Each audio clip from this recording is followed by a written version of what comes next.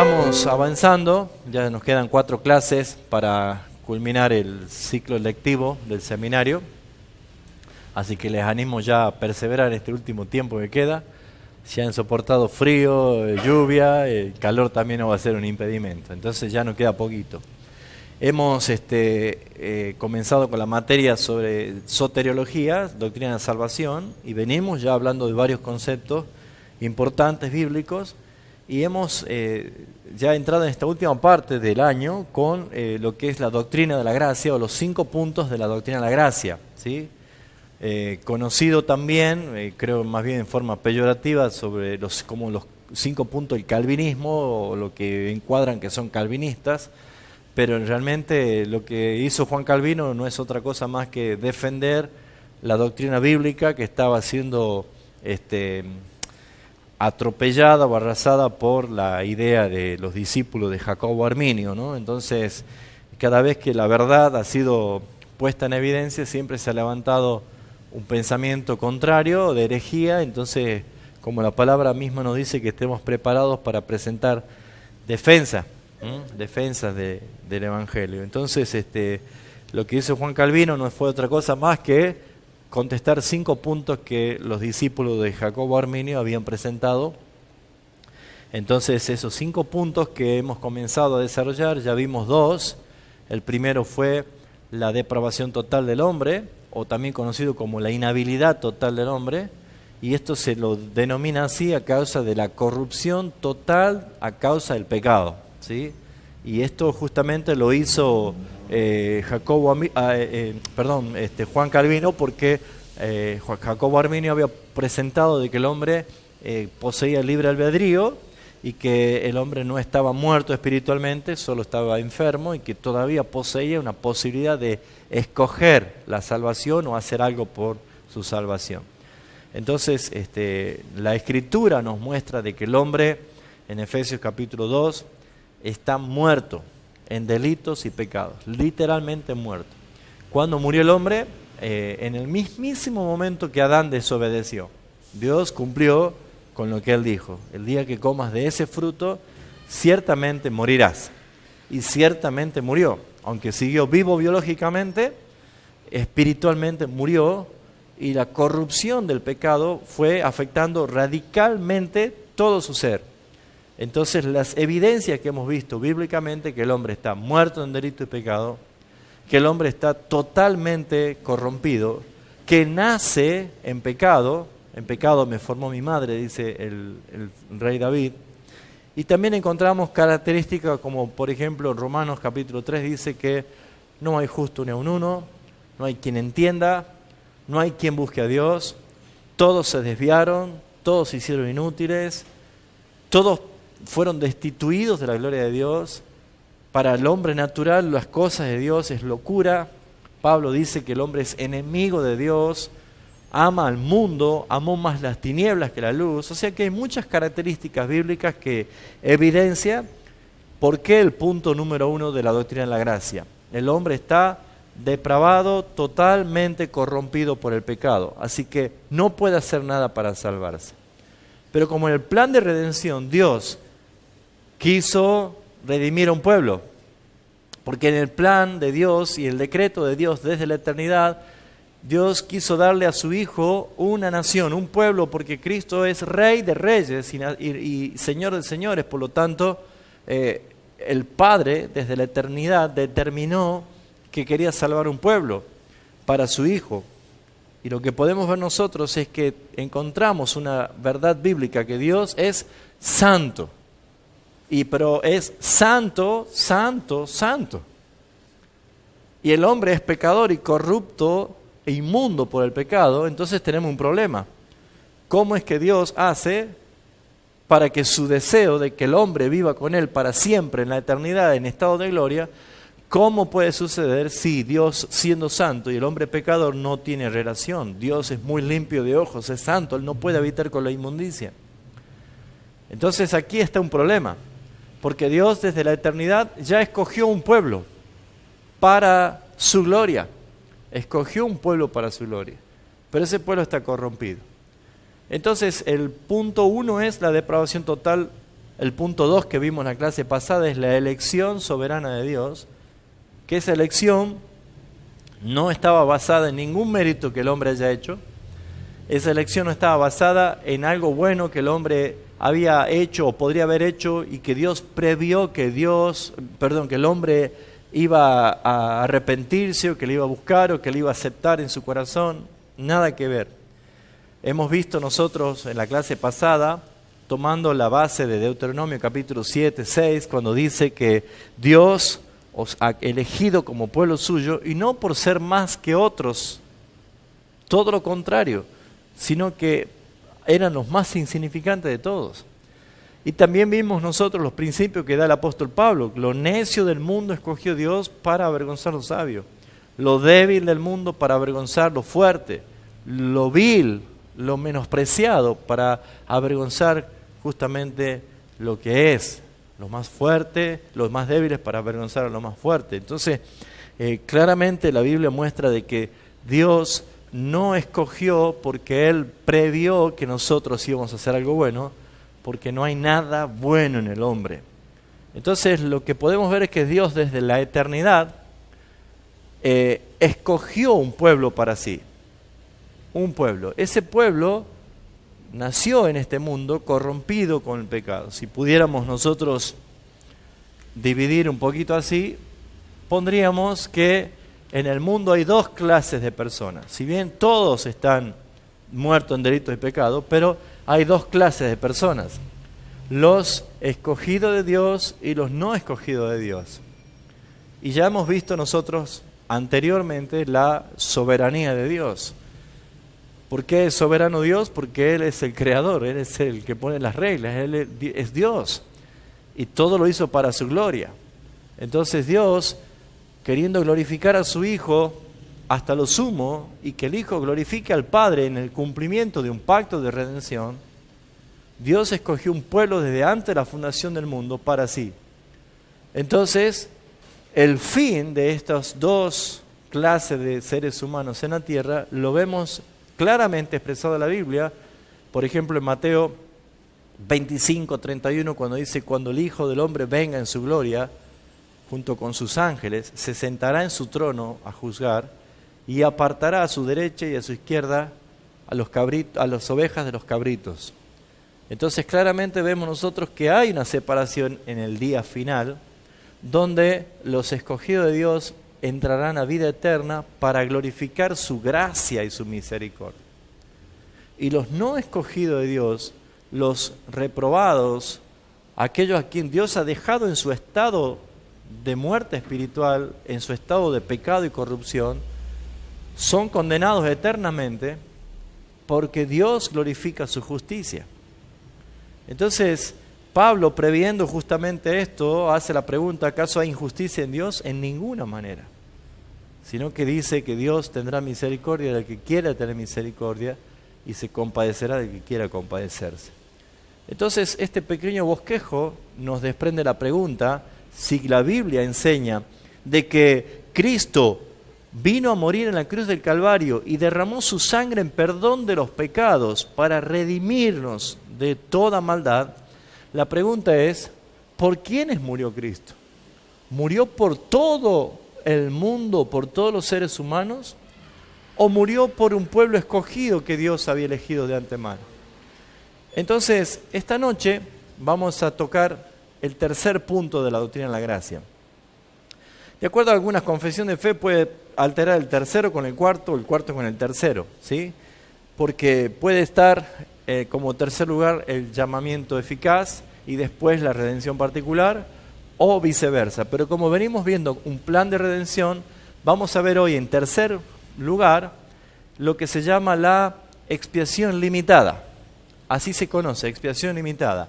O también conocido como la redención particular, o también conocido como la expiación definida. Y vamos a entender por qué, y vamos a tratar, y que Dios me permita poder transmitirla con mucha claridad, para que podamos entender este tercer punto. ¿Por qué? Porque este tercer punto va a clarificar el problema que he presentado. Dios es santo y hay un pueblo escogido que está corrompido por el pecado. ¿Cómo es cómo se puede llevar a cabo un plan, porque Dios quiere que los pecadores que Él escogió estén para siempre en su gloria, pero no puede haber relación entre inmundo y santo, sino que tiene que haber una transformación. Entonces, por eso vamos a ver hoy lo que es la redención particular. Entonces, lo que debemos tener en cuenta nosotros es que aunque esta doctrina o este punto de la doctrina de la gracia es un punto conflictivo, tiene siglos de discusión, hasta iglesias se han dividido, concilios se han dividido, nosotros no vamos a poner algo nuevo en esto, solamente vamos a expresar lo que estamos aprendiendo y lo que creemos verdaderamente que es la doctrina de la gracia. Uno de los puntos principales que se presta a caer en un pensamiento que pareciera ser común en todos los cristianos en el mundo, pero que abrazan ciegamente a causa de la ignorancia de la palabra o de la mala enseñanza bíblica, la salvación universal. Esto no es bíblico, porque algunos piensan diciendo, no, Dios es demasiado bueno y no va a permitir que nadie vaya al infierno.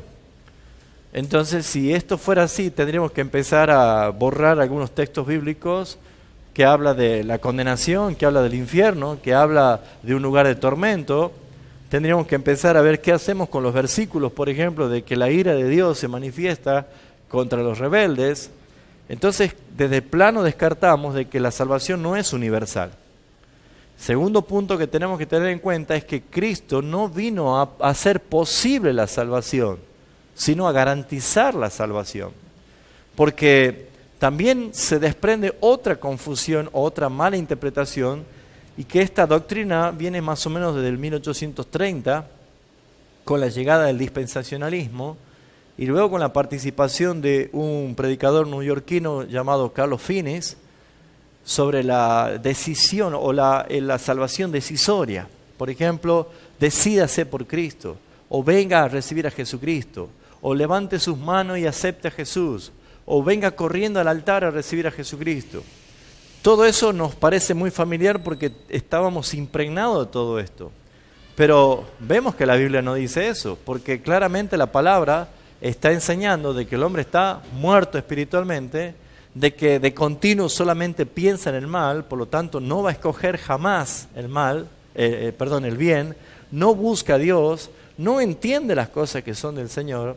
Entonces no es posible que alguien tome la decisión de buscar a Cristo cuando hay un texto claro que dice el Señor Jesús, vosotros no me elegisteis a mí, sino que yo os elegí a vosotros.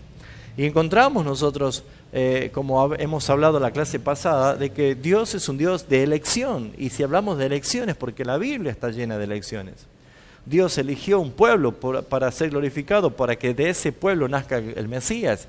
Dios eligió una tribu de ese pueblo para que sea para él, la tribu de Leví, donde los sacerdotes iban a oficiar el ritual de la adoración y todo lo que era la parte religiosa del pueblo. Dios eligió a los que iban a ser los profetas, y aún antes de que se formasen en el vientre, dice Jeremías, yo te di por profeta a las naciones. Dios eligió quién iba a ser el Mesías. Eso lo hemos visto en Isaías 42, cuando dice que Dios escogió a su ungido, al Mesías, hablando de Cristo. También Dios escogió quién iba a ser la madre de Jesús, cuando escogió a María. Jesús, estando ya en ministerio, escogió a 12 de sus apóstoles. Vemos que la elección está siempre en la Biblia, pero nunca nos hemos enojado, nunca nos hemos puesto mal porque Dios eligió a Israel y no a China, por ejemplo.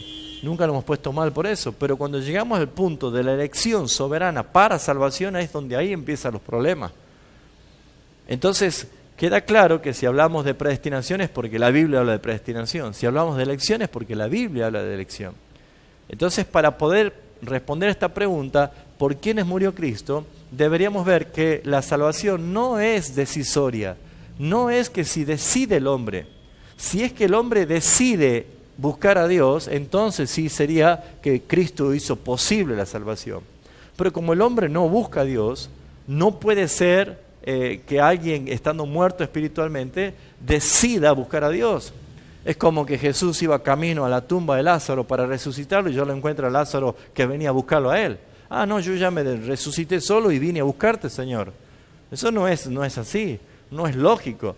Lázaro estaba muerto y podrido, y es el Señor el que le dio la vida y lo llamó para que él salga de su tumba. Ese mismo ejemplo es en toda persona que estaba muerta en delitos y pecados. No es posible que alguien se vuelva a la vida por sí solo para aceptar a Jesús, sino que Él es el que nos aceptó a nosotros. Fuimos aceptos en el amado, dice Efesios capítulo 1. ¿Vamos bien? Entonces lo que tenemos que ver es que esa pregunta aniquila el pensamiento de la salvación universal. Primero, porque no dice la Biblia que todos los seres humanos en el mundo se van a salvar, sino que hay quienes se salvan y hay quienes se pierden. Ahora, en la palabra muestra también que Dios no quiere la condenación del impío, no quiere que el impío se pierda, sino que Él quiere que se arrepienta, pero dice la palabra que el hombre amó más las tinieblas que la luz, porque sus obras son malas. Por lo tanto, Dios no pone la responsabilidad en que el hombre elija a Cristo para ser salvo, sino que es Dios el que lo escogió para salvación. Entonces, no posibilitó Cristo la salvación, sino que garantizó la salvación, que es diferente. Es diferente. Hagamos de cuenta que todos ustedes son de una escuela, de un colegio, y yo voy con 10 sándwiches, ¿sí?, para darle a mis hijos y a unos vecinitos de mis hijos que van a la escuela, ¿sí?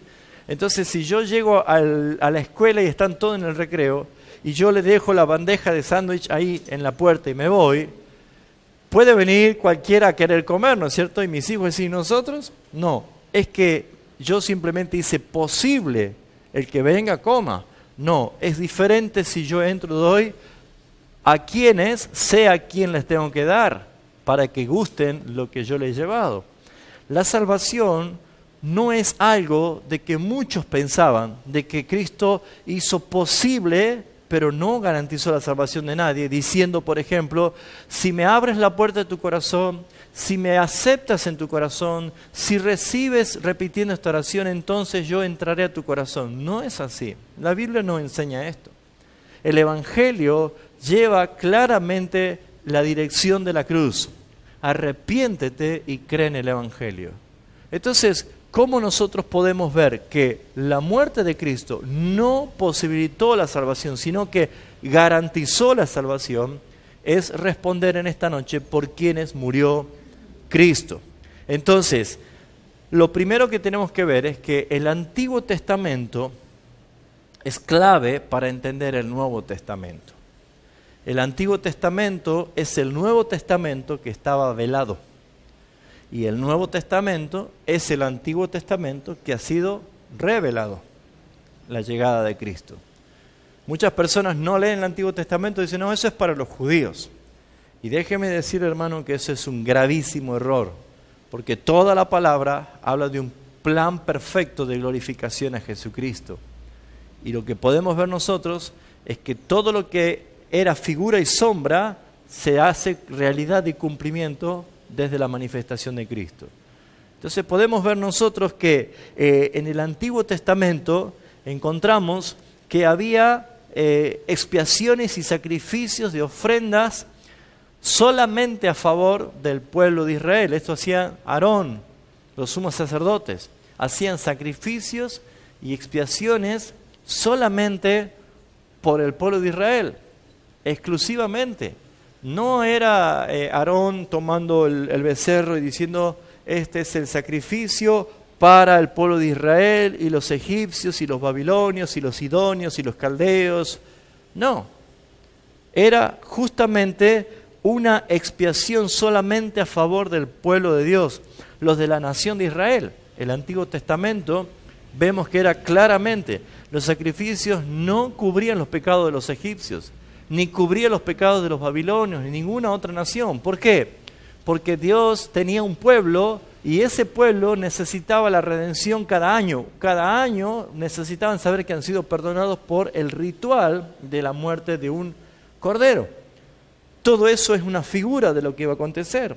Pero ya en el Nuevo Testamento, nosotros en el Nuevo Pacto encontramos que el sacrificio de Cristo también es a favor de su pueblo. también es específicamente por su pueblo. Y tenemos muchos textos. Por ejemplo, si vamos a ver nosotros en Mateo capítulo 1, versículo 21, cuando el ángel está haciendo la anunciación a María del nacimiento de Jesús,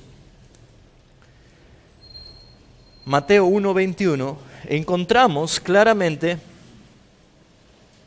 que dice así: y darás a luz un hijo y llamarás su nombre Jesús. ¿Y qué dice allí? Porque él salvará a su pueblo de sus pecados. La Biblia, desde la anunciación que recibe María, ya estaba siendo muy clara de que Jesús venía a salvar a su pueblo. Supongamos que estaba hablando literalmente del pueblo de Israel. ¿Qué hacemos nosotros los gentiles hablando de todo esto si estamos condenados?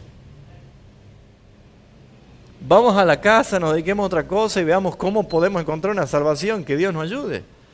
Pero claramente debemos entender a qué se refiere pueblo. Porque cuando uno lee sin discernir, y mucho más con los anteojos dispensacionalistas que han puesto división entre el pueblo de Dios y la iglesia, el Israel y la iglesia, son dos cosas diferentes, dicen ellos, cuando la Biblia no dice eso. La Biblia dice de que hay un solo pueblo creado según Dios como un solo hombre de dos pueblos, de los judíos y de los gentiles. Pero si nosotros hablamos de judíos y gentiles, la palabra gentiles viene de la palabra griega etnos, que quiere decir naciones, pueblos. Entonces, si decimos que la iglesia está compuesta por judíos y gentiles, entonces tendríamos que decir todo el mundo se va a salvar. No, sino que escogidos de Israel y escogidos de los gentiles forman parte del pueblo de Dios por quien Cristo vino a morir en la cruz del Calvario. Porque Él no vino a posibilitar, sino Él vino a garantizar. Cuando alguien tiene la costumbre o el pensamiento del evangelio decisorio, quiere decir que yo estoy pensando de que si yo decido, entonces le estoy haciendo un favor a Cristo. Es como Cristo le hubiera dicho al Padre: bueno, Padre, ya está consumado, ahora esperemos a ver cuántos son los que se van a arrepentir para que vengan a ser parte de nuestro pueblo. Eso no es bíblico, hermanos. La Biblia habla de una eficaz tarea porque es un plan, no algo improvisado, no es un accidente la salvación, es un plan de redención. Entonces lo que primero vamos a entender es la palabra pueblo. ¿Quiénes son el pueblo de Dios y quiénes son los que realmente tienen esta participación en la redención particular o definida? Vamos a ir a Hebreos capítulo 2, versículo 14, y vamos a retener algunos pasajes importantes que va a traer mucha luz para responder esta pregunta de por quiénes murió Jesús. Sé que este es un tema que golpea fuerte, pero la palabra de Dios es la palabra de Dios y no podemos alterarla. Dice el versículo 14, Hebreos 2:14 en adelante: así que, por cuanto los hijos participaron de carne y sangre, Él, hablando de Jesús, también participó de lo mismo para destruir por medio de la muerte al que tenía el imperio de la muerte. Esto es, ¿a quién? Al diablo. Lo primero que tenemos que ver es que la muerte de Cristo tuvo la misión de efectuarse una expiación o una redención. La redención significa el pago de un precio para garantizar el rescate y la libertad de alguien que estaba esclavizado. Esto es lo que nosotros vemos, es exactamente lo que está diciendo acá. Que Cristo murió, padeció derramando su propia sangre. Él participó para destruir por medio de su muerte al que tenía el imperio de la muerte. Pero ¿cuál es el fin? Dice, para librar a todos los que por temor de la muerte estaban durante toda la vida sujetos a servidumbre, o sea, a esclavitud. ¿Qué es lo que dice la palabra? Que Cristo vino a libertar a los que estaban sujetos a esclavitud. Pregunta, ¿la muerte de Cristo liberó a todo el mundo de la esclavitud? No. Entonces la pregunta es, ¿por quiénes murió Cristo? Dice el versículo 16, trayendo más luz a lo que podemos ver de esta pregunta. Porque ciertamente no socorrió a los ángeles, sino que socorrió a ¿quién? Dice, a la descendencia de Abraham, a los hijos de Abraham, al linaje de Abraham. Él, Cristo, vino a socorrer, a libertar, a redimir a la descendencia de Abraham. Por lo cual debía ser en todo semejante a sus hermanos para venir a ser misericordioso y fiel sumo sacerdote en lo que a Dios se refiere, para expiar, ¿qué cosa? El pecado de todo el mundo, dice, del pueblo, porque el contexto está hablando de los descendientes de Abraham, del pueblo. Si seguimos nosotros pensando que habla del pueblo literal de Israel, ¿qué hacemos aquí nosotros que somos argentinos, tucumanos, latinos, gentiles? No tendría sentido, estaríamos fuera de esto, pero esto no es lo que enseña la palabra.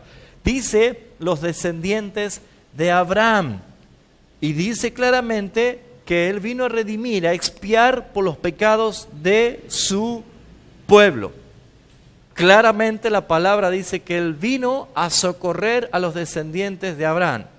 Si algunos creen que los descendientes de Abraham es el pueblo de Israel, vamos a ver qué es lo que Jesús dice en una claramente acalorada discusión que tuvo Jesús con un grupo de judíos que decían que habían creído en Él.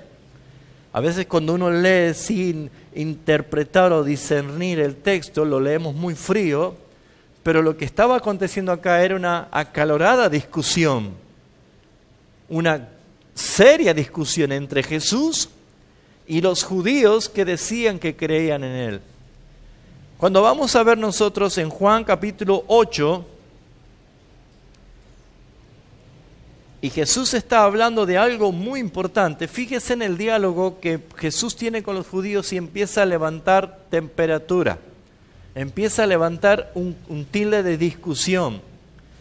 Dice Jesús, versículo 31, en adelante, entonces dijo Jesús a los judíos que habían creído en Él, si vosotros permaneciereis en mi palabra, seréis verdaderamente mis discípulos. Muy bien, quiero aclarar algo. Muchos dicen, si han creído ya son salvos. Sí, es verdad, pero creer no es suficiente porque aún los demonios creen también y tiemblan. Es creer y arrepentirse. Pero acá vemos nosotros que hay judíos que habían creído en Él. Y dice la palabra que estos judíos que habían creído en Él, Jesús les dice esto, si vosotros permaneciereis en mis palabras, seréis verdaderamente mis discípulos. ¿Qué quiere decir? Que está resaltando que había muchos discípulos que no son sus verdaderos discípulos. ¿Por qué? Porque no permanecían en su palabra. Así ocurre en el tiempo de hoy, que muchos dicen que son hijos de Dios porque creen. No hay ninguna diferencia entre los demonios, porque los demonios también tienen esa capacidad de creer. Pero la Biblia dice que el que permanece en mis palabras es para hacerlas y que las cumple, ese es un verdadero discípulo. Pero Jesús dice esto, y esto es lo que los enfureció a ellos. Y conoceréis la verdad, y la verdad os hará libres. ¿Qué cree que los hizo enojar tanto? ¿Los trató de ignorantes o los trató de esclavos? De esclavos. Ahora fíjense en que hay muchas personas que si le dicen que es ignorante se enoja. Pero ellos se enojaron porque le dijeron que eran esclavos. Porque lo que responden ellos es esto. Y fíjense, reteniendo lo que le hemos leído de Hebreos, que Cristo vino a socorrer al linaje, a los descendientes de Abraham. Y acá leemos esto. Ellos responden esto. Linaje de Abraham somos.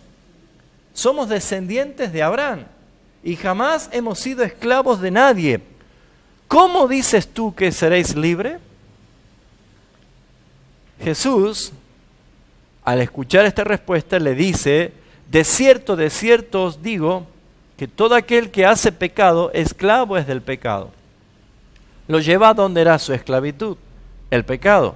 Ellos eran linaje de Abraham, pero eran pecadores, esclavos del pecado. Así que si el hijo, dice, el esclavo queda en casa para siempre, no queda en casa para siempre, el hijo queda para siempre. Dice el versículo 36, así que si el hijo os libertare, seréis verdaderamente libres. ¿Qué quiere decir verdaderamente libres? Que muchos dicen que son libres, pero no lo son. Ahora Jesús le dice, claro que sé que son hijos de Abraham. Porque dice, nosotros somos hijos de Abraham. Claro que sé que son hijos de Abraham, pero procuráis matarme. Porque mi palabra, que dice, no haya cabida en vosotros. Yo hablo lo que he visto cerca del Padre. Fíjense en que Jesús no dice, yo hablo lo que he visto acerca del Padre, sino dice, cerca del Padre. Yo puedo hablar algo acerca del general San Martín, pero no puedo hablar algo cerca del general San Martín. Hay una gran diferencia entre cerca y acerca. ¿Se entiende? Ahora, Jesús está diciendo esto. Yo hablo lo que he visto cerca del Padre. Y vosotros hacéis lo que hacéis, lo que habéis oído cerca de vuestro Padre. ¿Qué está diciendo Jesús? Muy bien, nos pongamos de acuerdo. Mi Padre no es tu Padre. Entonces ellos podrían haber pensado, si dijimos que somos hijos de Abraham, entonces Él no es hijo de Abraham. Pero Jesús lo estaba llevando a otro plano, ¿al plano de qué? De la descendencia espiritual, y les dice, mi Padre no es tu Padre. ¿Por qué? Porque lo que yo hago lo he visto cerca de mi Padre, y lo que ustedes hacen lo han visto cerca de vuestro Padre. Y dice el versículo 39, respondieron y le dijeron, nuestro padre es Abraham. Claro, como Jesús no dijo quién era el padre, ellos le ganaron a Jesús y dicen, no, nuestro padre es Abraham, no sé cuál será tu padre. Fíjense cómo estaba la discusión. Y Jesús le dice, si vuestro padre, si fuera el hijo de Abraham, las obras de Abraham haríais. ¿Cuál era la obra que hizo Abraham? Es la fe, fue justificado por la fe. Pero Jesús le dice, pero ahora procuráis matarme a mí, hombre que os he hablado la verdad, la cual he oído de Dios. No hizo esto Abraham. Le está mostrando una diferencia. Pero fíjense, Jesús no estaba contradiciéndose, porque recién le dice, claro que sé que son hijos de Abraham. Pero ahora le acaba de decir, si fueran hijos de Abraham, harían lo mismo.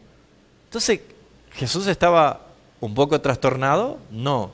¿Se estaba contradiciendo? No. Le estaba diciendo, sé que biológicamente son hijos de Abraham, pero no son hijos de Abraham espiritualmente. Epa.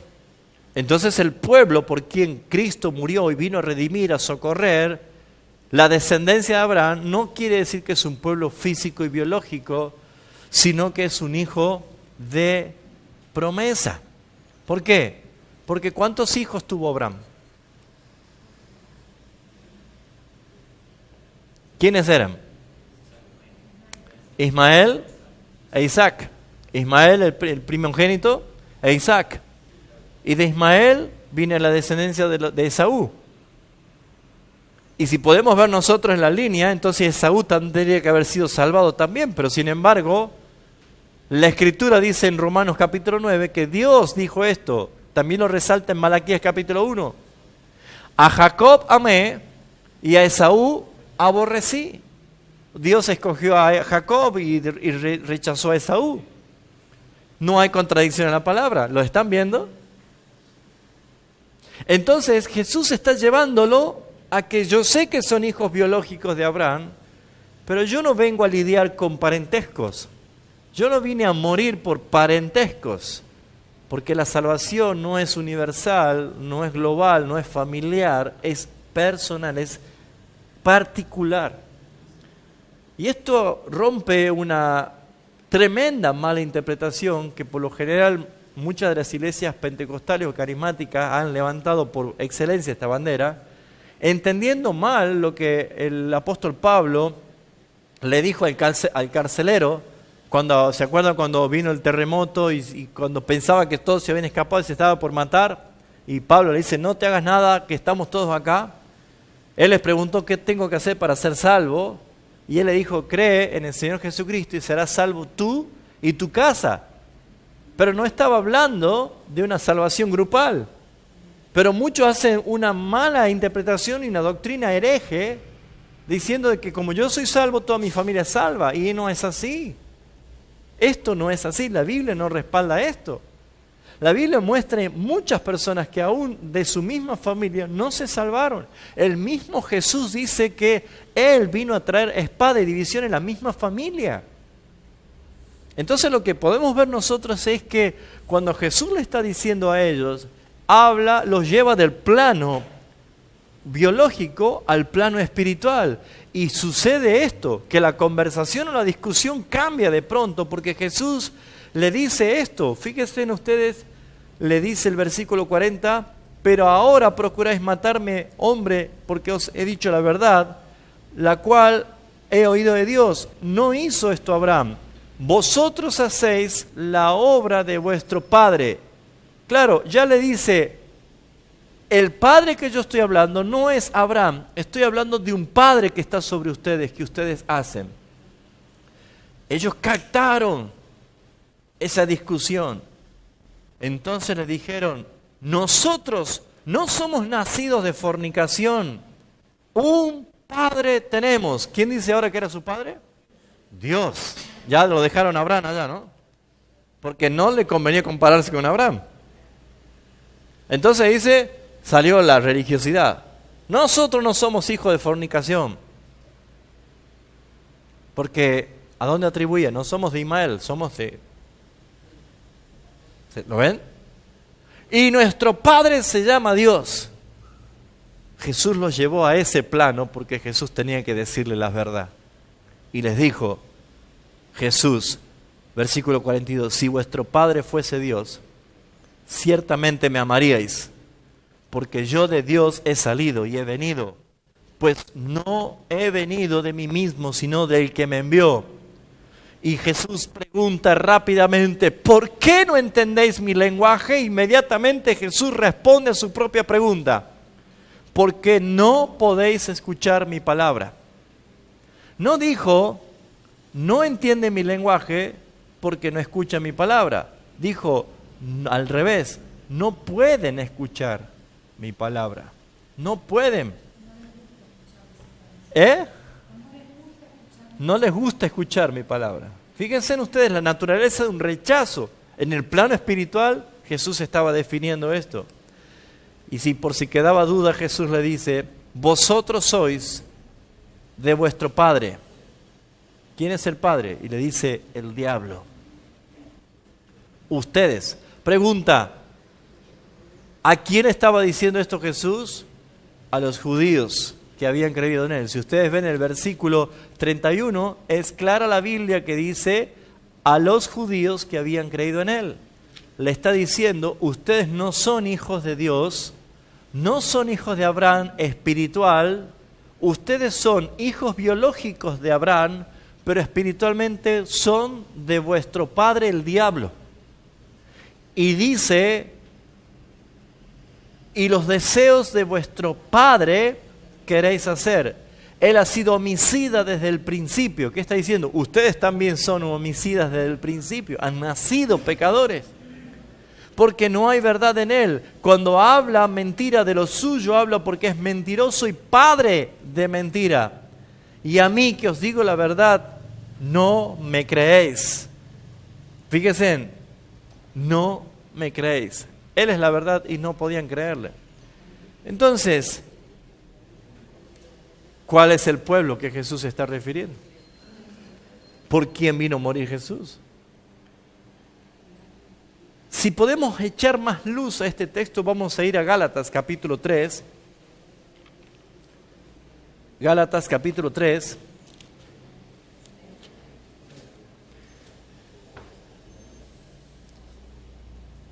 Dice el versículo 3. Ahora vamos a ver quiénes son los hijos de Abraham verdaderamente. ¿Cuáles son los hijos de Abraham? Gálatas capítulo 3, versículo 6. Así Abraham creyó a Dios y le fue contado por justicia. Dice la Biblia que Abraham fue justificado aún antes que Jesús viniese a morir en este mundo, porque le creyó. Por la fe, Abraham fue justificado. De la misma manera nosotros nos salvamos por la fe, por gracia. Pero dice que si tenemos que discernir quiénes son los hijos de Abraham, dice acá, Abraham creyó y fue contado por justicia. El versículo 29 dice así: y si vosotros sois de Cristo, ¿qué dice allí? Ciertamente linaje o descendientes de Abraham sois y herederos según la promesa. Haga conmigo así, mire. Pensaba que nosotros por no ser judíos estábamos afuera. No. Porque una cosa es la Israel biológica y otra cosa es la Israel espiritual. Si ustedes sois de Cristo, si han creído en el Evangelio de Jesucristo, ustedes son los descendientes de Abraham. Y vamos a Hebreo, ¿por quién murió Cristo? Él vino a socorrer a los descendientes de Abraham. Él vino a morir, expiar el pecado de su pueblo. Entonces se está hablando claramente de una Israel espiritual, que es un pueblo escogido por Dios. Versículo 8 del capítulo 3 dice, en la escritura viendo previamente que Dios había de justificar por la fe, ¿a quiénes? A los gentiles. Dios ya tenía planificado justificar por la fe a los tucumanos, a los de Chile, a los de Córdoba, a los de Japón, a cualquier etnia, cualquier nación que no sea judía. Dios ya había planificado, y previendo la escritura de que Dios había de justificar por la fe a los gentiles, dio de antemano la buena nueva a Abraham. ¿Qué significa evangelio? Buena nueva. Es como que Dios lo evangelizó aquí a Abraham, ¿no? Le dio una buena noticia, ¿no? Pero en ese pacto Dios le dice, en ti serán benditas todas las naciones. Pero todas las naciones no quiere decir expiación universal, no quiere decir que todas las naciones, cada una persona en particular de las naciones se van a salvar, porque ya dijimos de que eso no es bíblico. Pero sí está hablando de que en las naciones, en todo el mundo, Dios tiene un pueblo escogido, en todo el mundo. Y esto podemos ver que hay una clara evidencia de que Cristo hizo esto a favor de un pueblo escogido. En la cruz, Dios no lidió con parentescos humanos ni terrenales, sino solamente con un linaje espiritual, un pueblo según la promesa, un pueblo de fe.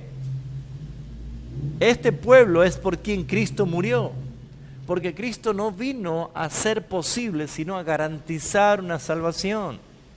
Él no dijo, Padre, bueno, ya hice todo, ya le ofrezco la salvación y que quiera venga y sea salvo. Nadie busca a Dios. Y si Él vino a buscar y a salvar lo que se había perdido es porque esto evidencia algo, de que Dios, desde antes de la fundación del mundo, ya sabía quiénes iban a creer y quiénes no. ¿Sí o no? Pregunto de nuevo. ¿Sabía Dios antes de la fundación del mundo quiénes iban a creer o quiénes no? ¿Por qué? ¿Porque Él vio que íbamos a creer? No, porque Él los escogió para que crean. ¿Sabía o no sabía? Entonces no es que Jesús vino a ver o a probar a ver si alguno se salvaba. Él vino a redimir a un pueblo que había escogido para salvación. Porque si la salvación es universal, ¿para qué Dios escogió? ¿Se entiende? Vayamos a Isaías 53. Es el capítulo extraordinario de la Biblia que relata los sufrimientos del siervo de Jehová. El profeta Isaías, 600 años antes de Jesús, ya vio el Cordero inmolado. Y lo más glorioso es que lo habla en tiempo pasado, como que esto ya sucedió. Pero el versículo 10 al 12 dice así: con todo esto, Jehová quiso quebrantarlo, sujetándole a padecimiento. Cuando haya puesto su vida en expiación por el pecado, ¿qué es lo que verá? Linaje. ¿Qué es linaje? Descendencia. ¿La descendencia de quién? De Abraham. ¿Quiénes son los hijos de Abraham? Los que son de la fe. ¿Quiénes son de la fe? Nosotros, los escogidos del Señor.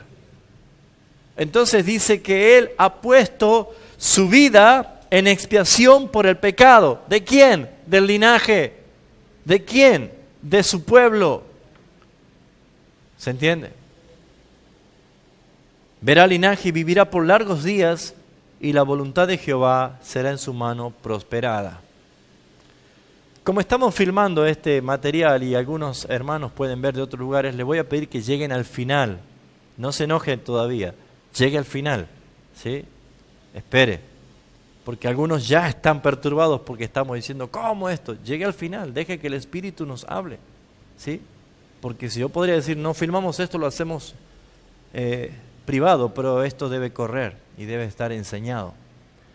Pero acá dice el Señor, en su palabra, que Él verá linaje, y dice, vivirá por largos días, y la voluntad de Jehová será en su mano prosperada. ¿Y qué dice el versículo 11? Verá el fruto de la aflicción de su alma y quedará ¿cómo? Satisfecho. ¿Cómo es que logró Cristo quedar satisfecho por lo que hizo? Porque Él no posibilitó la salvación, Él la garantizó.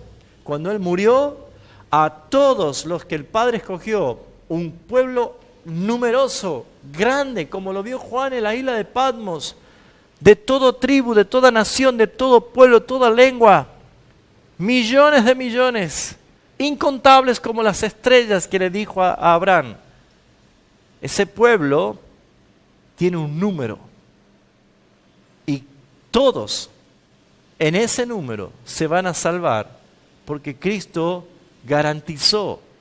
Nunca hubiera obtenido satisfacción del cumplimiento si hubiera solamente posibilitado. Imagínense, si alguien escogido por Dios, que dependía de Él su salvación, nunca vino al arrepentimiento y se murió y se fue al infierno. No es así porque Dios no fracasa. Hay un plan eterno de redención y ese plan lo cumplió la palabra. Por eso es que verá el fruto de la aflicción de su alma y quedará satisfecho. Y dice, por su conocimiento justificará mi siervo justo. ¿A quiénes? A muchos, no dice a todos, a muchos. Y llevará las iniquidades de ellos. Si nosotros podemos empezar a ver que la Biblia está hablando claramente, y son varios textos, porque hay algunos textos que tienen la creencia de la salvación universal, lo saca fuera del contexto y lo expresa como es, pero nosotros podemos ver que hay varios textos bíblicos y acá muchos para que los vean después en su casa. Esto no lo vamos a ver ahora, para que usted lo lea en su casa.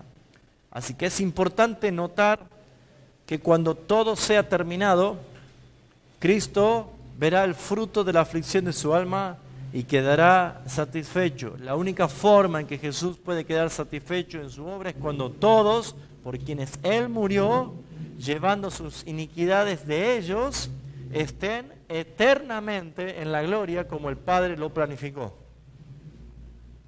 No puede haber un error, no puede fracasar Dios. No es un accidente la salvación, sino que es una garantía. Ahora, para poder ver nosotros con claridad sobre esto, la mayoría de nosotros expone con mucha claridad en Juan capítulo 10 algo que necesitaríamos prestar mucha atención en este momento a lo que está diciendo Jesús. Letras rojas en la Biblia habla Jesús. Y dice Juan capítulo 10, versículo 11. Jesús dijo esto: yo soy el buen pastor. Pregunta, ¿es lo mismo el buen pastor que el pastor bueno? No. Muchos quieren un pastor bueno, pero lo ideal es que sea un buen pastor. Y Jesús no se presenta como un pastor bueno, sino yo soy el buen pastor.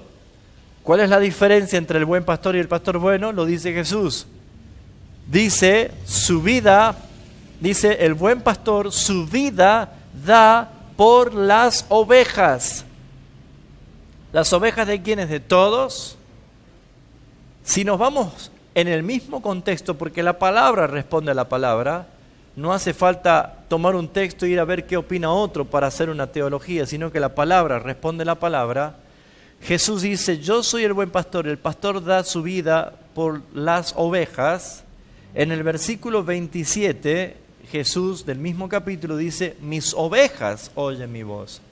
Y ya no dice las ovejas oyen mi voz, sino que dice mis ovejas.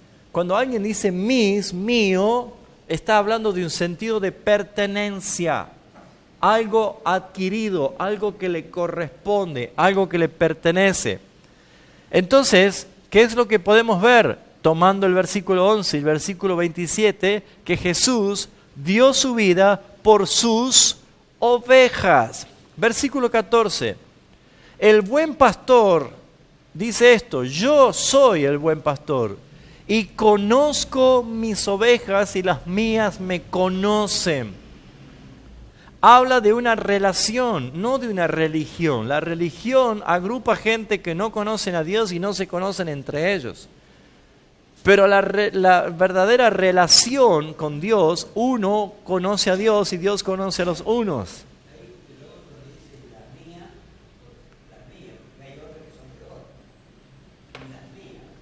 Habla de quién le corresponde a él, exactamente, ¿sí? Fíjense en ustedes que Jesús dice, yo conozco mis ovejas. Es el mismo Jesús que en Mateo capítulo 7 dice, no os conozco. En aquel día me dirán, Señor, Señor, ábrenos, pero yo les diré, no los conozco. Por lo tanto, la palabra conocer habla de una relación, de una expresión de amor que desde antes de la fundación del mundo se llevó a cabo. Ahora fíjense en que dice, y las mías me conocen. Dentro de una iglesia local puede haber muchas personas que son hijos de Dios y muchos que están convencidos que son hijos de Dios, pero no lo son.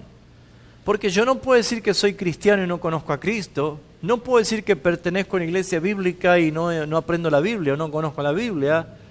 Fíjense en que acá vemos nosotros que dice, las mías me conocen. Ahora, ¿cómo nosotros podemos llegar a conocer a nuestro Señor si hace 2000 años que Él murió, resucitó y ascendió a los cielos? El Espíritu Santo y su palabra nos lleva a conocer a Cristo. Lo que estamos haciendo acá es conocer cómo nuestro Salvador nos salvó. Algunos creen que el Evangelio solamente es cuando yo no soy convertido y llego a ser salvo. Y después ya no predico ni conozco más el Evangelio. No, el Evangelio son las buenas noticias que debo vivir toda mi vida hasta llegar a un estado de gloria y entender lo que sucedió en mí. Pero Jesús dice claramente esto. Pero fíjese en versículo 15. Dice de qué manera el Señor nos conoce. ¿Cómo nos conoce el Señor? Así como el Padre me conoce. Claro que te conoce. Así como el Padre conoce al Hijo, así te conoce Él a ti. Y yo conozco al Padre y pongo mi vida por las ovejas. Jesús está diciendo, yo pongo mi vida por las ovejas. No por todo el mundo, por las ovejas. Porque ¿qué significaba Él muriendo, derramando su sangre? Era la cancelación total del pecado, aplacar la ira de Dios Padre, la cancelación total de la deuda. Y si es la muerte de Cristo a favor de todo el mundo, entonces ya nadie tiene pecado y todos vamos al cielo y otra vez caemos en el error hereje de pensar en la expiación universal. Y esto no es así. Pero Jesús le dice a los judíos que estaban allí diciendo, wow, Señor, qué lindo esto lo que está diciendo. Bueno, Él dice esto, tengo también otras ovejas que no son de este redil, aquellas también debo traer, y oirán mi voz, y habrá un rebaño y un pastor. ¿Saben de quién estaba hablando Jesús ya allí? De los gentiles, de nosotros. Y ese habrá un solo rebaño y un solo pastor habla de la iglesia y Él en relación con la iglesia. Por eso el Padre me ama, porque yo pongo mi vida y para volverla a tomar. Nadie me la quita, es un acto voluntario, sino que yo mismo la pongo. Tengo poder para ponerla y tengo poder para volverla a tomar. Este es el mandamiento que recibí de mi Padre. Versículo 25, vamos a ir al versículo 24. Cuando Jesús estaba diciendo, acuérdense que venía una línea de judíos que venían escuchando, analizándolo, a ver si era o no era el Mesías, y estaban siendo confrontados por todo lo que Jesús les decía. Versículo 24 dice, y le rodearon los judíos. Fíjense en eso, que le rodearon quiere decir que se fueron a la fuerza y le dijeron, detente, espera. Se le juntaron, se le rodearon y le dijeron así, fíjense, ¿hasta cuándo nos turbarás el alma? Si eres tú el Cristo, el Mesías, el prometido, dilo abiertamente. Estaban ya desesperados. ¿Y qué le dice el Señor? Hace rato que se los vengo diciendo. Hace rato que se los vengo diciendo. Pero no creéis. ¿De qué manera Jesús le estaba demostrando que Él es el Mesías? Las obras que yo hago en nombre de mi Padre, ellas dan testimonio de mí. ¿Saben? Él no se paró a decir que Él era un importante. No, Él hacía cosas. Nicodemo fue atraído así. Él dijo, sabemos que nadie puede hacer las obras que tú haces, las señales que tú haces si Dios no está en Él. Pero ellos no podían creer. No creen. Hace rato que les digo esto, por las obras que yo hago, pero no creen, dice el Señor. Y fíjese lo que dice el versículo 26. Pero vosotros no creéis porque no sois mis ovejas, como os he dicho. Ya les había dicho, ustedes no son míos. Ahora fíjense en que no dice, ustedes no son mis ovejas porque no creen, sino que dicen, no creen porque no son mis ovejas. Entonces, ¿qué ecuación podríamos hacer nosotros de este versículo? ¿Quiénes son los que pueden creer? Las ovejas del Señor. ¿Y quiénes son los que no pueden creer? Los que no son ovejas del Señor. Y Jesús le estaba hablando a los judíos. Por lo tanto, hay judíos que son sus ovejas y hay judíos que no son sus ovejas. ¿Lo ven? Que no está hablando de algo terrenal, sino de un pueblo espiritual, un pueblo de fe. Y añade, sin embargo, mis ovejas oyen mi voz, y yo las conozco y me siguen. Analicemos un poquito este texto. Si dice que las ovejas me siguen, ¿dónde va el pastor? Adelante. ¿Y por qué dice yo las conozco? Por eso lo va adelante, porque las conoce. Porque lo van a seguir. Pero las que no son ovejas del Señor, hay que ponerse atrás y empezar a arriarla, ¿no? ¡Ey! Venga para acá. O algunos cortan pastito y le andan seduciendo. Venga, tome el pastito para que lo siga. Las que no son ovejas del Señor necesitan que los manipulen, que lo tienten con algo. El evangelio de las ofertas. Venga y reciba esto, tome esto, reciba esto y sea feliz y tenga plata, sea millonario, sea campeón, sea todo esto. Esas no son ovejas. No son ovejas del Señor. Mis ovejas oyen mi voz. Yo las conozco, por eso me siguen. Yo sigo. Y claro, si nuestro Señor está adelante, por eso dice, puesto los ojos en Jesús, el autor y consumador de la fe. Ella está sentada en su trono. Él espera. Nosotros estamos en peregrinar.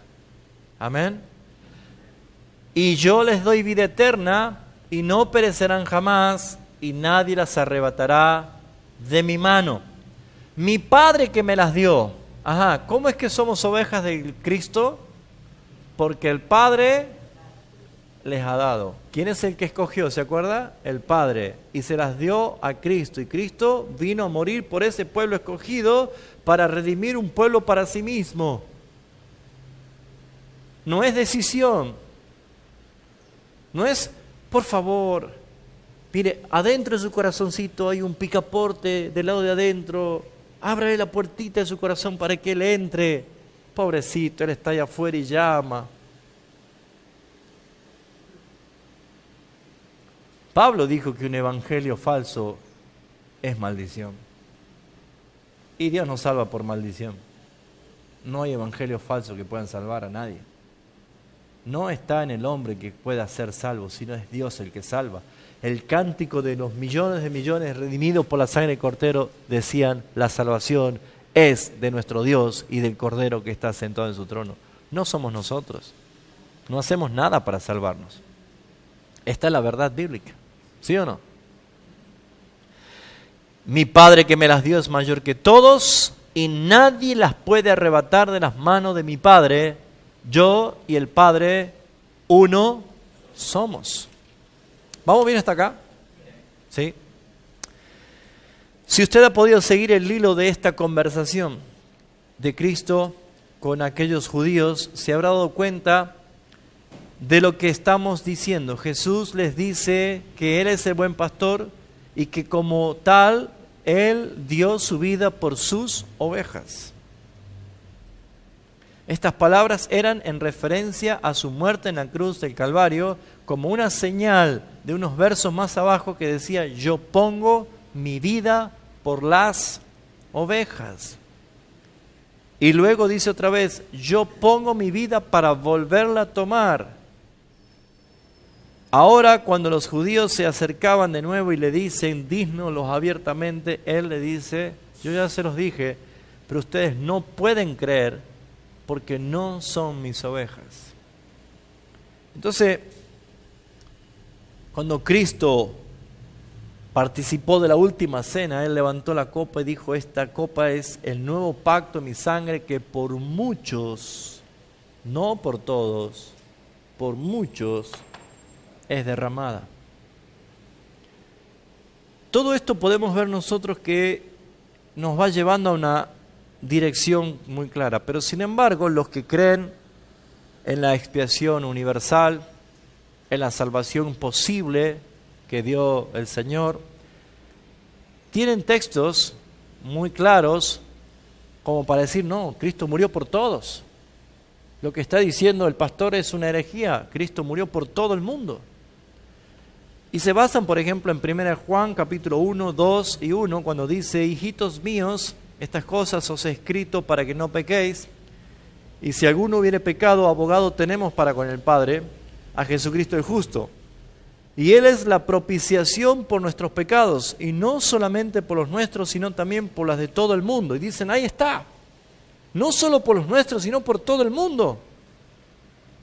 Bueno, tenemos que analizar un poco entonces este texto, si vamos a hacer doctrina de ese texto para decir que la salvación es para todo el mundo. Primero, ¿qué es propiciar? Es aplacar la ira de Dios por el sacrificio de Cristo que satisfizo su justicia. Pero sin embargo, si fue por todo el mundo, fue universal, no tendría que haber condenación a nadie, no tendría que existir el infierno, no tendría que nadie ser condenado. Entonces, esto no es posible, porque la Biblia habla de un estado de condenación, habla del infierno, habla de la ira de Dios, por lo tanto, no es posible. ¿Qué quiere decir esto? Que murió por todo el mundo, que no tan solo por los escogidos del pueblo de Israel, sino también por todos los escogidos que están en el mundo entero. La propiciación significa literalmente apaciguar, y es una referencia al sacrificio presentado bajo el antiguo pacto por el sumo sacerdote en el lugar santísimo, rociando las gotas de la sangre sobre el propiciatorio en el tabernáculo, donde se apaciguaba la ira de Dios por los pecados del pueblo. Pero este verso está diciendo que Dios ha perdonado los pecados de cada individuo en todo el mundo. No puede ser esta contradicción. No existe esto, sino que está hablando de una redención particular. Lo que estamos conociendo, aprendiendo, entendiendo los principios de la doctrina de la gracia o la fe reformada, podemos entender que la salvación de Cristo es vicaria, es sustitutiva, tomó el lugar de alguien. Cuando Él dice: que Cristo murió por nosotros. Ese por es sustitución, a favor de, en lugar de. Si Cristo murió en lugar de todo el mundo, no puede haber ningún condenado.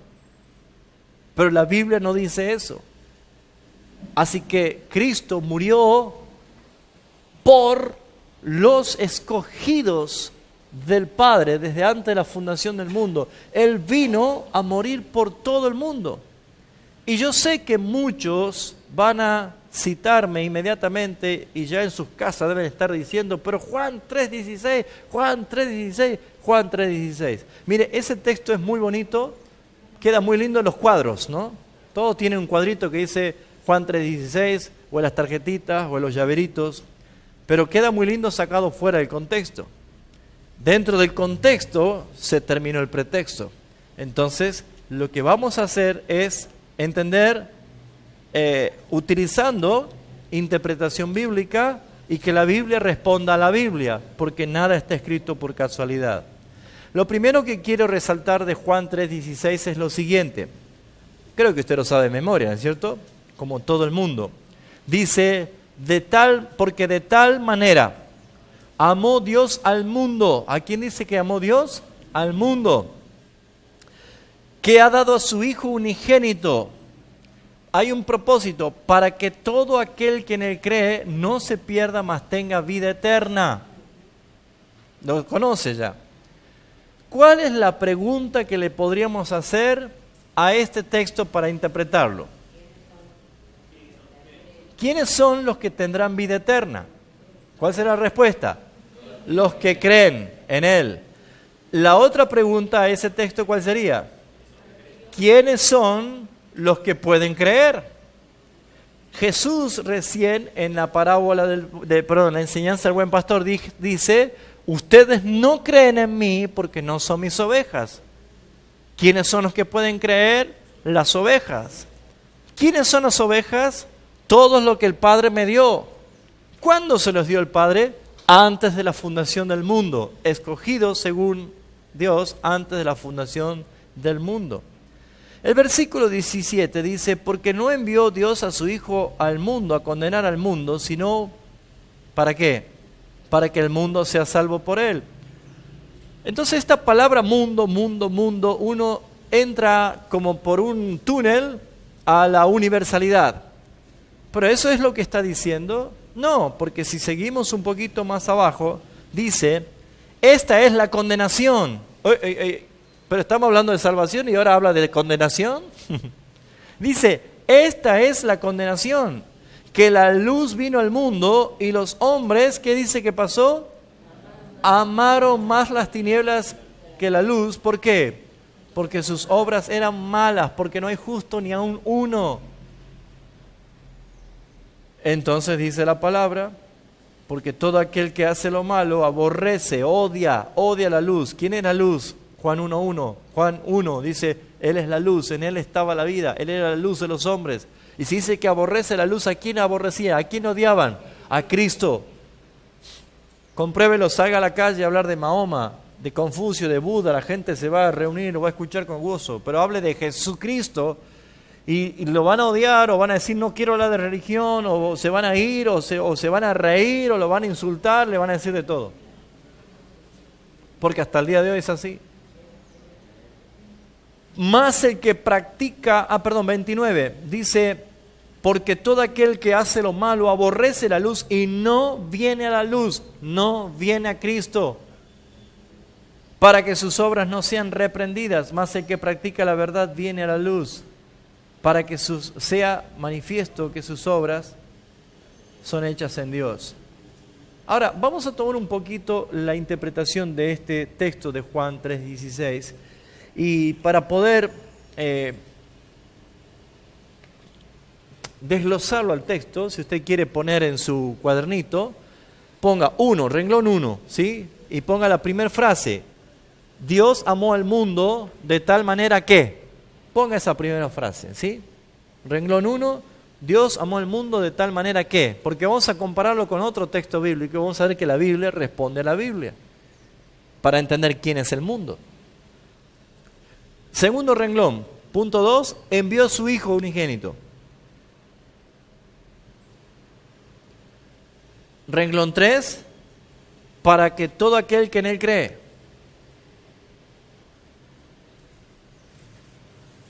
Y renglón 4, no se pierda, mas tenga vida eterna.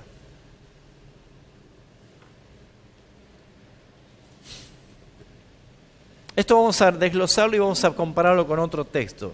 En resumen, lo que vemos es que el amor de Dios es un amor activo.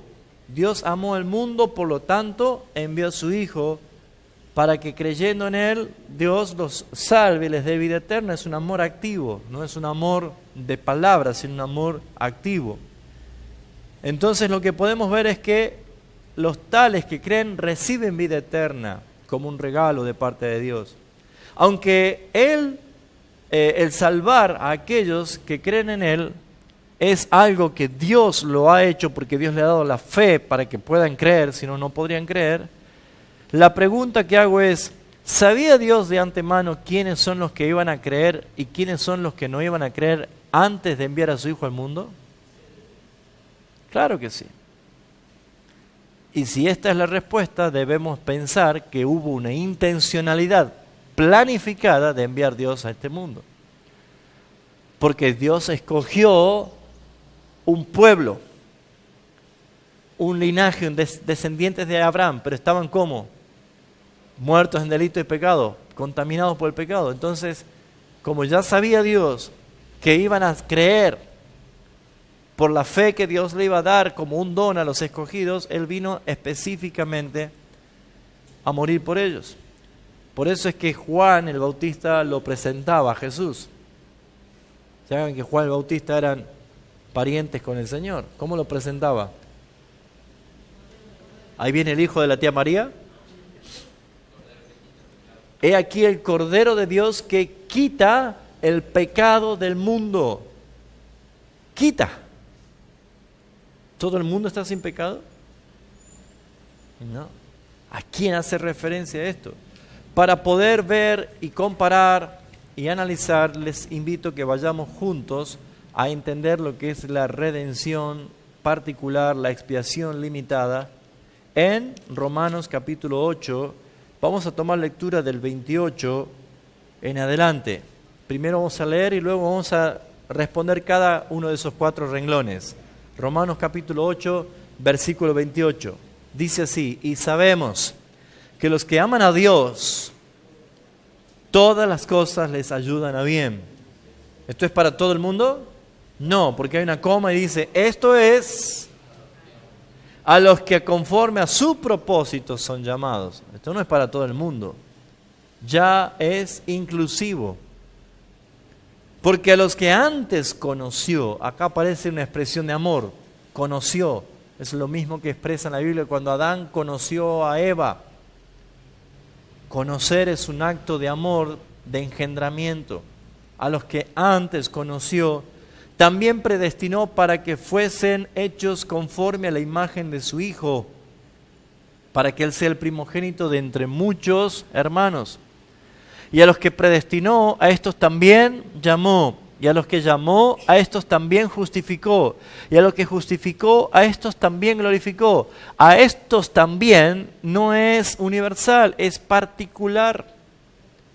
Para que podamos comprender con más claridad, hagámosles preguntas desde el versículo 30 hacia arriba. ¿A quiénes glorificó? A los que justificó. ¿A quiénes justificó? A los que Él llamó. ¿Y a quiénes Él llamó? A los que Él predestinó. ¿Y a quiénes Él predestinó? A los que Él conoció antes de la fundación del mundo. Hay un plan de Dios. Pero dice inmediatamente el versículo 31, ¿qué pues diremos a esto? Es como que nos quedamos sin palabras, ¿no? ¿Qué pues diremos a esto? Si Dios es por todo el mundo, ¿quién contra todo el mundo? ¿Así dice? No. Si Dios es por nosotros, los escogidos del Padre, ¿quién contra nosotros? El que no escatimó ni a su propio Hijo, sino que le entregó por todo el mundo. ¿Así dice? lo entregó por todos nosotros, ¿cómo no nos dará también con Él todas las cosas? ¿Quién acusará a los escogidos de Dios? Es muy claro este texto. Dios es el que justifica. Si fuera universal, todo el mundo estaría justificado y nadie podría acusar a nadie. Pero ¿quién acusará a los escogidos de Dios? Está hablando de escogidos. Dios es el que justifica. ¿Quién es el que condenará? Cristo es el que murió. Más aún, el que también resucitó. El que además está a la diestra de Dios y el que además también intercede por todo el mundo. Jesús dijo en su oración de Juan 17, Padre, yo no ruego por el mundo, yo ruego por lo que me diste.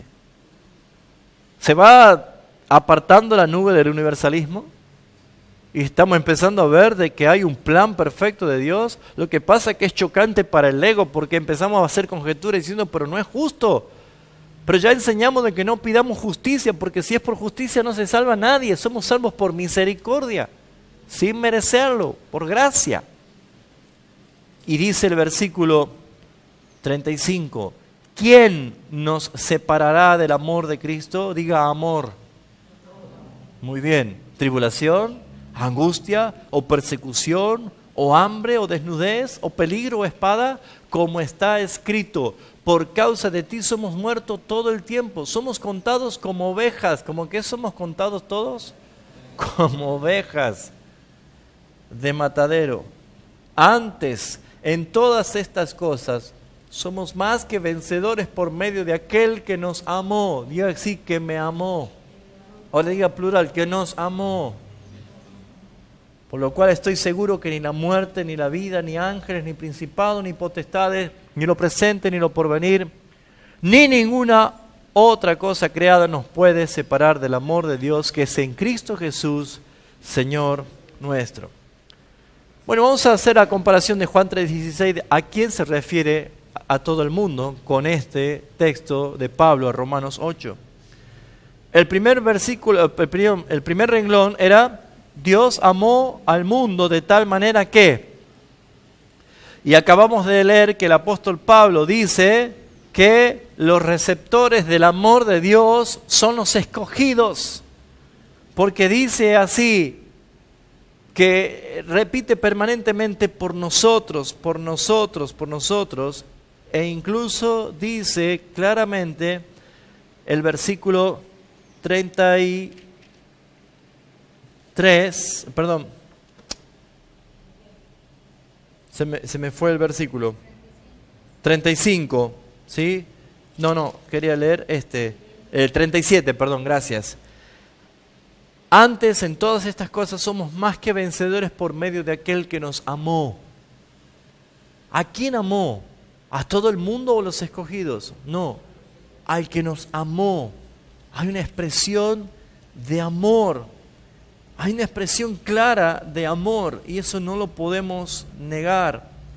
También la palabra nos está diciendo en el versículo 34, Cristo es el que murió, más aún el que también resucitó, y el que además está a la diestra de Dios y el que también intercede por nosotros.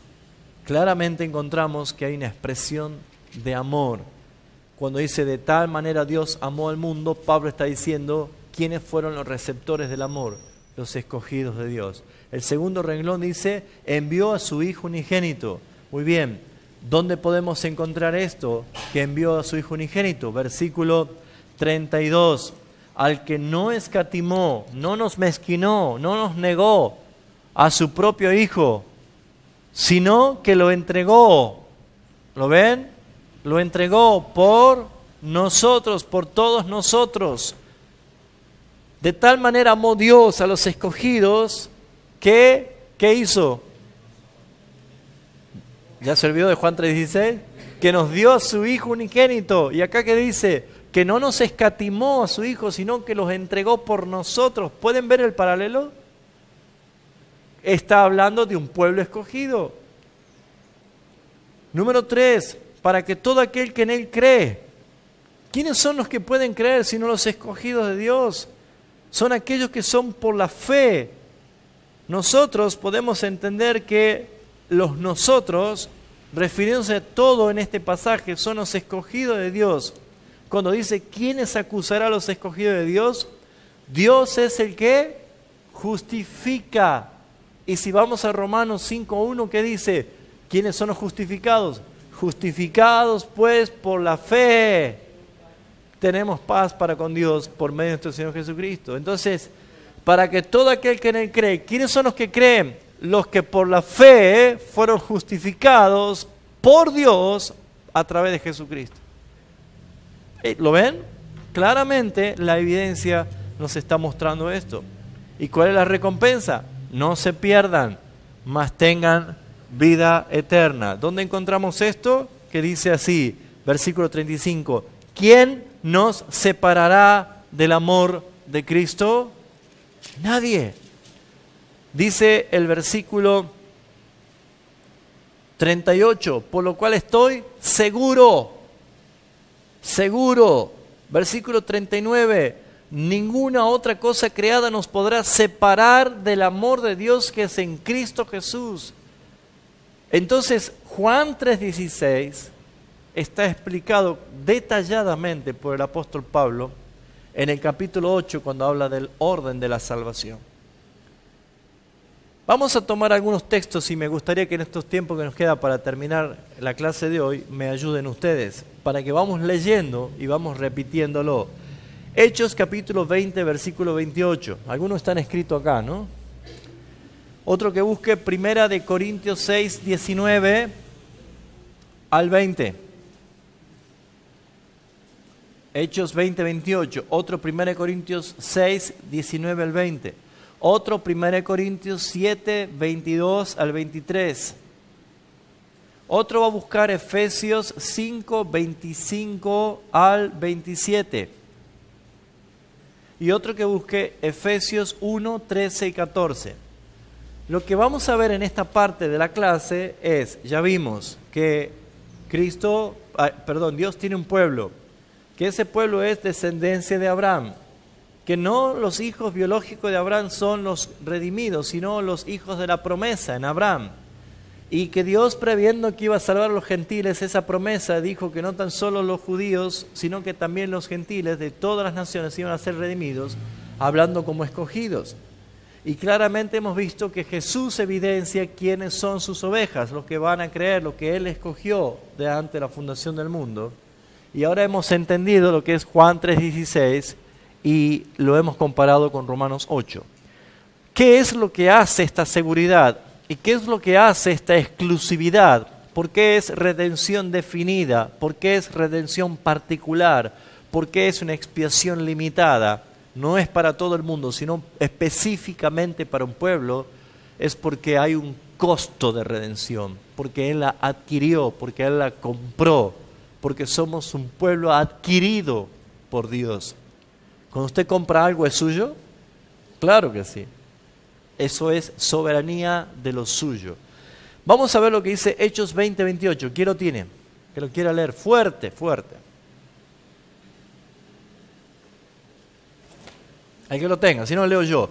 Tened cuidado de vosotros y de toda la grey en que Dios os ha puesto, el Espíritu Santo os ha puesto por obispo para apacentar la iglesia de Dios, la cual Él ganó o compró con su propia sangre.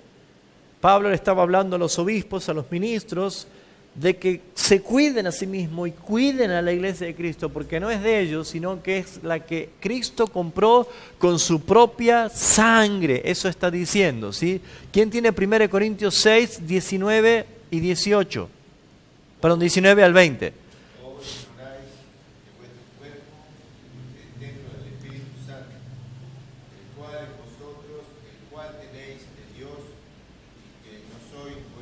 Ignoráis que el cuerpo es templo del Espíritu Santo y que no sois vuestros, sois de Dios. ¿Y por qué dice que somos de Dios? Porque habéis sido comprados por precio. Glorificad pues a Dios en vuestro cuerpo y en vuestro espíritu. Porque habéis sido comprados por precio, glorificad a Dios en vuestros cuerpos y vuestros espíritus. Porque dice la Biblia, ya no soy dueño yo de mí mismo, porque hemos sido comprados.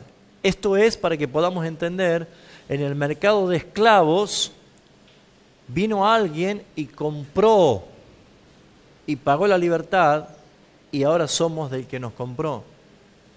¿Ustedes conocen la historia de Oseas? ¿Han leído la historia de Oseas, del profeta Oseas? Es una muy bonita historia que habla del amor de Cristo para con la iglesia también. Algún día la vamos a enseñar en profundidad. Pero Dios le da una orden de que vaya a buscar entre las rameras, a la peor de las rameras, y que se case con ella.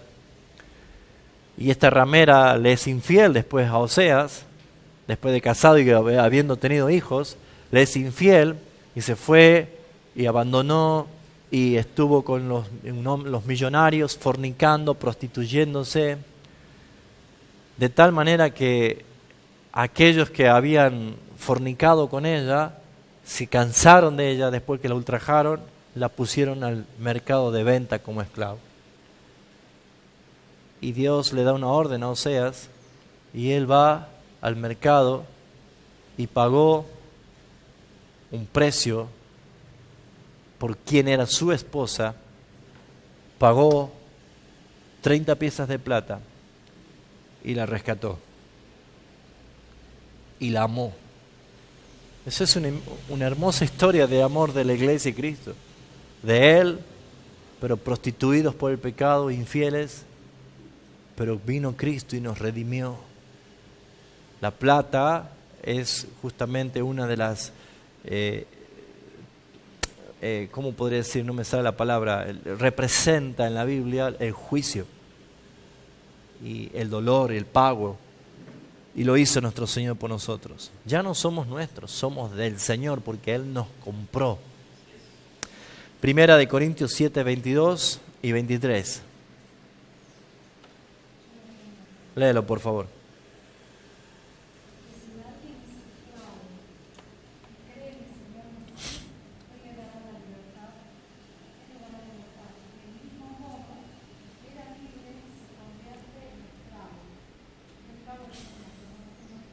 Tranquila.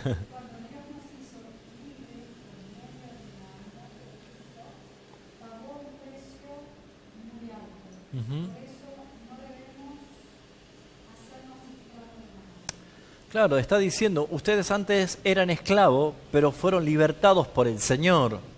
De modo que el que era libre fue llamado a ser ahora esclavo de Cristo. Por ese amor que Él expresó con nosotros, Él pagó con un alto precio nuestra libertad, así que no vuelvan a ser esclavos de nadie.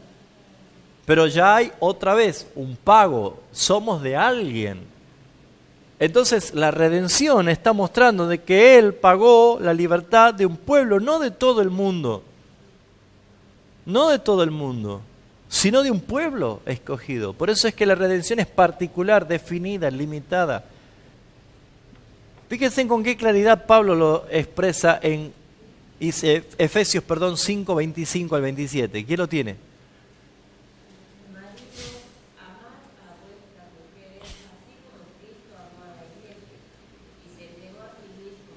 Fíjense ustedes que comienza poniendo una tipología del matrimonio y toma como una regla Pablo para que los maridos amen a sus mujeres.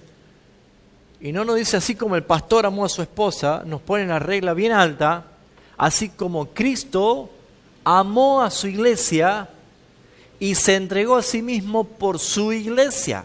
Es muy claro que la muerte de Cristo vino definidamente a un propósito. Él vino a morir por su iglesia, por el número de los escogidos del Padre. ¿Pero para qué lo hizo? ¿Qué dice, hermana, el versículo?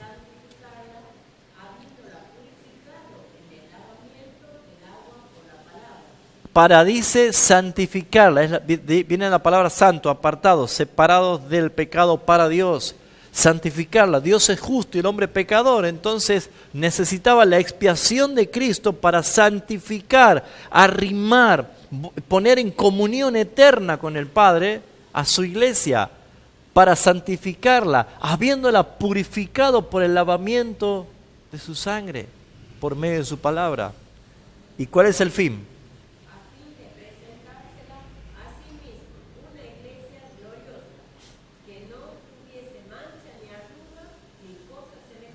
El propósito es ese. Ahí está. A fin de presentársela a sí mismo. ¿Por qué? Él no se va a presentar a todo el mundo. Él se va a sentar en su trono y va a apartar a su iglesia de los rebeldes. Porque Él se la va a presentar a sí mismo como una iglesia gloriosa, que no tiene manchas, ni arrugas, ni cosas semejantes. Efesios 1, 13 y 14, ¿qué dice?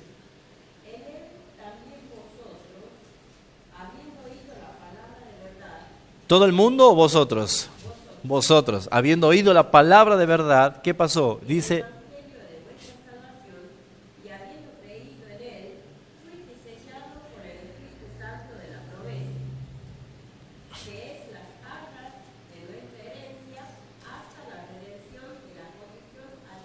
ajá. Amén. Pero ¿qué dice allí? Para hasta la redención de la posesión adquirida. El que ha creído el Evangelio de Jesucristo ha sido sellado por el Espíritu Santo, que son las arras. Ya expliqué una vez lo que son las arras. Cuando yo veo algo que me gusta y no me alcanza, entonces ¿qué hago? Yo dejo una seña y garantizo de que ese va a ser mío. Cuando yo vengo, pago, lo retiro, es todo mío, ¿cierto? Bueno, Cristo vino, murió en la cruz y pagó nuestro precio. Pero todavía no nos posee nuestro Señor, porque Él va a venir a buscar a su iglesia. Pero para que nosotros estemos con la seguridad total de la salvación, el Espíritu Santo nos puso una señal, una garantía. Fuimos señalados, garantizados de que Cristo va a venir un día. ¿Por qué? Porque Él vendrá a buscar la posesión adquirida, lo que Él ha comprado. Viene a buscar lo que es suyo. Ahora, ¿cuándo dice el profeta Isaías que se llevó a cabo esta redención de la posesión adquirida? Dice cuando fue inmolado el Cordero, cuando fue inmolado. Vamos a ver lo que dice también el apóstol Juan en Apocalipsis capítulo 5, versículo 8. Ya estamos llegando al final. Fíjense ustedes que es importante entender esto. Dice Apocalipsis capítulo 5, versículo 8. Ya saben que Apocalipsis es un libro totalmente simbólico. La numerología es simbólica. Los relatos no son cronológicos, sino que son sucesos repetitivos de la misma visión, del tiempo de que Cristo viene, muere, asciende y vuelve a buscar a su iglesia. No hay otra interpretación, es una carta que sirve para consolar a la iglesia que estaba siendo martirizada, perseguida, y era para traer consuelo y esperanza. Eso es lo que hace la carta de Apocalipsis. Cuando Juan ve esto, él ve lo siguiente, dice el versículo 8. Cuando hubo tomado el libro, los 4 seres vivientes y los 24 ancianos se postraron delante del Cordero. Todos tenían arpas y copas llenas de incienso, que son las oraciones de los santos. Y cantaban un cántico nuevo diciendo: digno eres de tomar el libro y de abrir sus sellos, porque tú fuiste, ¿qué dice? Inmolado. ¿Qué sucedió cuando Cristo fue inmolado en la cruz del Calvario? Con tu sangre nos has redimido para nuestro Dios, rescatado, un pago para nuestro Dios, libertado de la esclavitud para nuestro Dios, y de todo linaje, lengua, pueblo y nación, y nos has hecho para nuestro Dios, ¿qué cosa? Reyes y sacerdotes, y reinaremos sobre la tierra. Lo que vemos acá es que Cristo logró en la cruz del Calvario la redención cuando Él fue inmolado y fuimos transformados. Ahora, fíjense lo que dice el capítulo 14 de Apocalipsis, y vamos a interpretar otra vez lo que es simbólico y vamos a verlo con mucha claridad. Versículo 2, Apocalipsis 14, 2.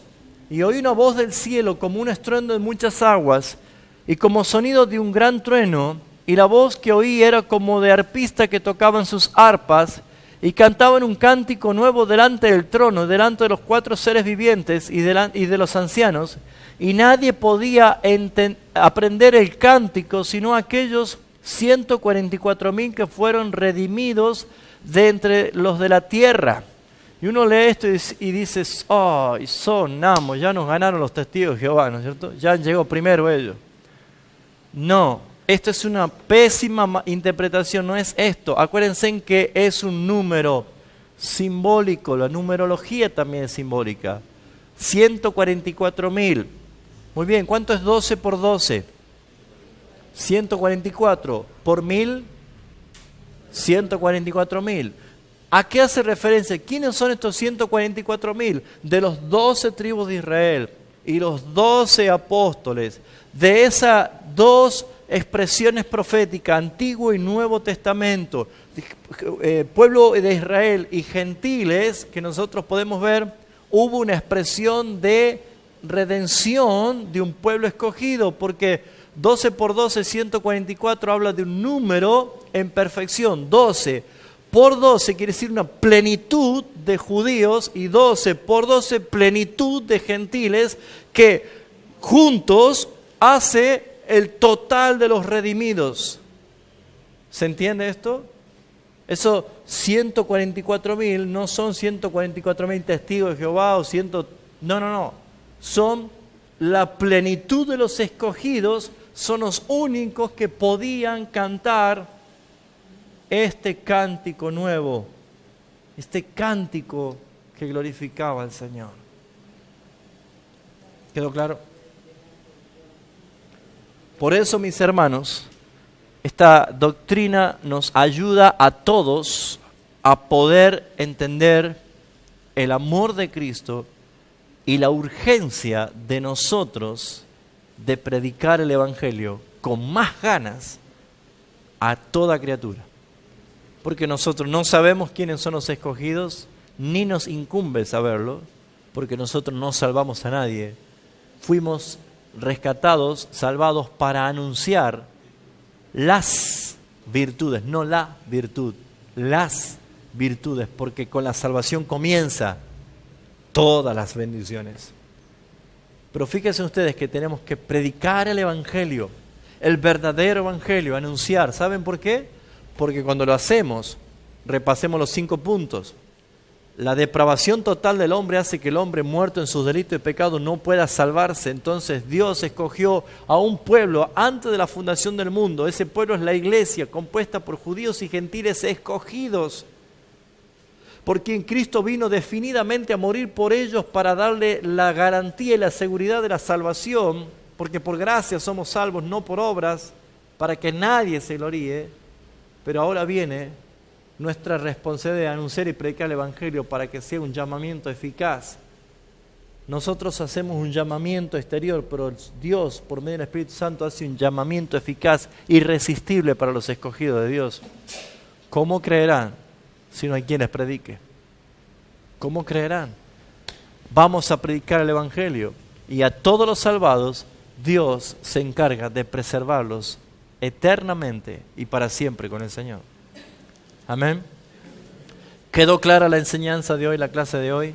¿Hay alguna pregunta que quieran hacer? Ustedes son muy sabios, muy inteligentes. ¿Quedó claro eso? Muy bien, ya te explico. Ajá. Bueno.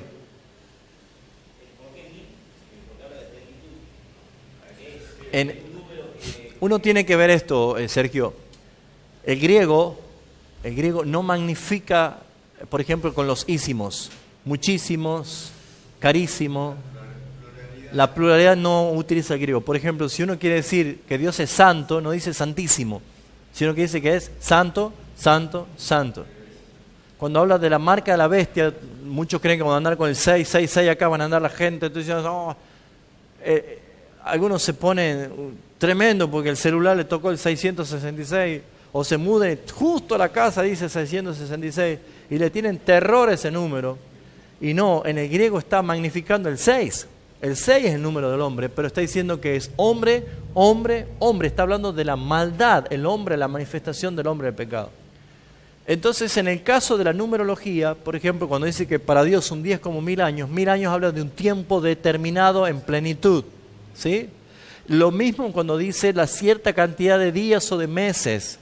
en muchos. Por ejemplo, las 42 semanas y media, como está hablando, todos son números simbólicos. Entonces, en el pueblo de Israel, los 12 patriarcas, multiplicado por 12, son 144, está diciendo que en autoridad todos los escogidos de los judíos son salvados, pero escogidos de los judíos. Y de los 12 apóstoles que tienen la misión de llevar el evangelio a los gentiles, constituyendo la iglesia, 12 por 12 es la plenitud de los gentiles escogidos. De 12 por 12 elevado al 1000 por 1000, que quiere decir la plenitud de todos de estos dos pueblos, hacen un solo, la iglesia. ¿Sí?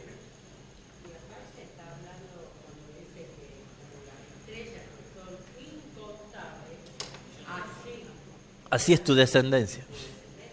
Amén. No es literal, exactamente. Literal no es así. ¿Alguien más? ¿Alguna pregunta?